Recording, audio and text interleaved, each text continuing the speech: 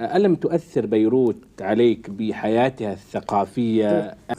قطران عظيمان لهما أثر كبير في ثقافتي بصفة عامة.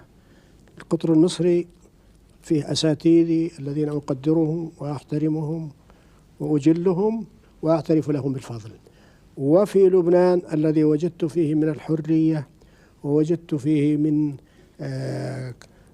كرم الضيافة ومن الالتقاء بإخواني من الأدباء والتعرف إليهم ومن لطفهم، اللطف اللبناني الأصيل.